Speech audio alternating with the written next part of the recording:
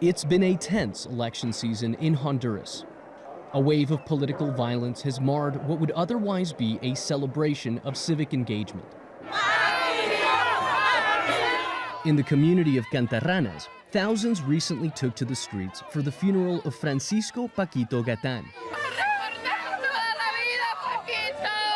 an incumbent mayoral candidate who was killed in broad daylight while on the campaign trail.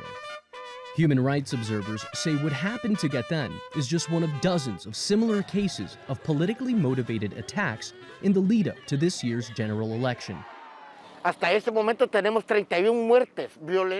We've had 31 politically motivated violent deaths in the country, all candidates for popular elected positions. We have many criminal attacks nationwide that form part of the current political climate.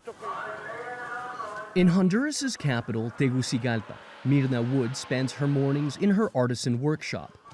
An indigenous rights activist, Mirna's art often portrays scenes of daily life in indigenous Miskito communities. Mirna was also, until recently, a political candidate. She tells Al Jazeera that even after ending her campaign, she worries about being a target of violence. It's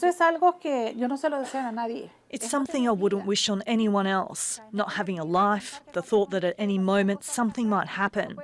I go out on the street and I'm always looking over my shoulder, distrusting everyone. Because when someone says there's a price on your head, you begin to lose trust in everyone, thinking someone might betray you.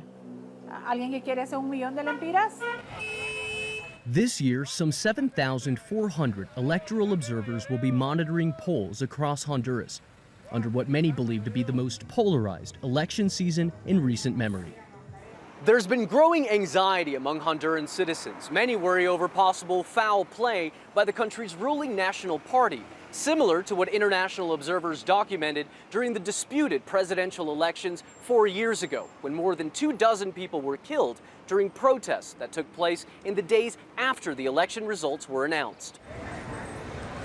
Apart from choosing a new president, Hondurans will be voting for 128 members of the National Congress and nearly 300 mayors, among other elected positions.